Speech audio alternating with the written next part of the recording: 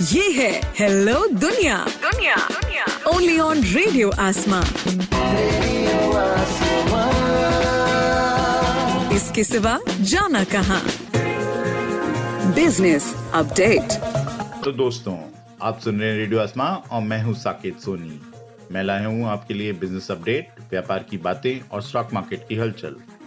कोविड-19 के पेंडेमिक ने भारत के जीडीपी पे बहुत ज्यादा नेगेटिव असर डाला है। उम्मीद ये जताई जा रही है कि अप्रैल 2020 से लेके मार्च 2021 के वर्ष में भारत का जीडीपी लगभग 7.7% गिरा। इससे पहले वाले वर्ष में भारत का जीडीपी लगभग 145 लाख करोड़ पे था, जो अब गिर के अनुमानित 134 लाख करोड़ पे आ सकता है। 2019-2020 में भारत की जीडीपी ग्रोथ लगभग 4.2% पे रही थी, लेकिन 2020 और 2021 के वर्ष में वो 7.7 नेगेटिव हो गई।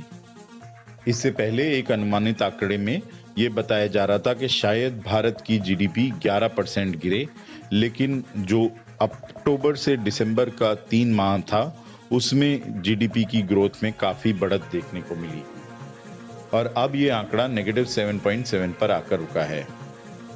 अमेरिका के डिपार्टमेंट ऑफ जस्टिस ने बोइंग कंपनी के ऊपर लगभग $2.5 बिलियन का फाइन और कंपनसेशन डाला है। ये फाइन और कंपनसेशन उन लोगों के लिए है जिन्होंने 2 डेडली क्रैशेस में अपनी जान गंवाई। इसमें पिछले 2 सालों में लगभग 346 लोगों की मौत हुई थी और 2 737 मैक्स जेटलाइनर क्रैश हुए थे।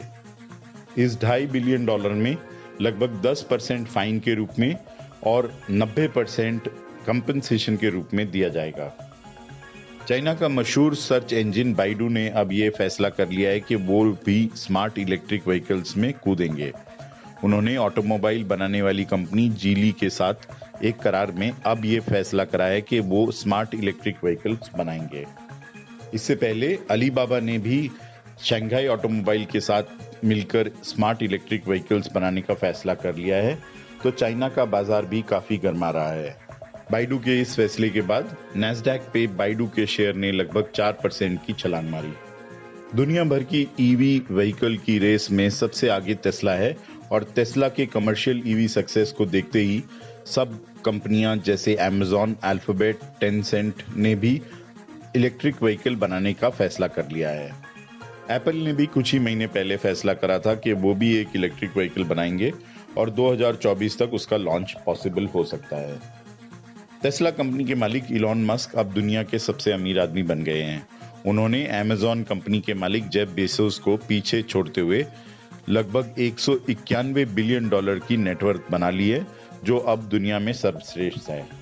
गुरुवार को टेस्ला का शेयर लगभग 6% बढ़ा और उसकी वजह से इलॉन मस्क की वैल्यूएशन 191 बिलियन पे आई। वहीं अमेज़न का शेयर लगभग 2% बढ़ा, जिसकी वजह से जेफ बेजोस की वैल्यूएशन $187 बिलियन पे रही। हालांकि इलॉन मस्क की कंपनी स्पेसएक्स अभी वैल्यूएशन में नहीं काउंट की गई है, क्योंकि वो प्राइवेटली हेल्ड कंपनी है। उम्मीद जताते हैं कि अगर उसकी वैल्यूएशन को स्टॉक लिस्टिंग पे डाला जाए तो इलॉन मस्क की वैल्यूएशन कहीं ज्यादा होगी। आइए अब जान लेते हैं क्या रहा बाजारों का हाल। सेंसेक्स 80 पॉइंट्स गिर के 48,093 पे बंद हुआ। निफ्टी 8 पॉइंट्स गिर के 14,137 पे बंद हुआ। डाउ जोन्स में बढ़त 211 पॉइंट्स की देखी गई और 31,041 का स्तर दिखाई दिया। नैस्डैक में बढ़त 326 पॉइंट्स के साथ 13,067 का स्तर दिखाई दिया। इधर भारत के सराफा बाजार में सोना 431 रुपए बढ़ के 50,940 पे बंद हुआ और चांदी 643 रुपए बढ़ के 70,060 पे बंद हुई। ये था आज का बिजनेस अपडेट। मैं हूं साकेत सोनी और आप सुन रहे हैं रेडियो आसमां। इसके सिवा जाना कहां। Business update.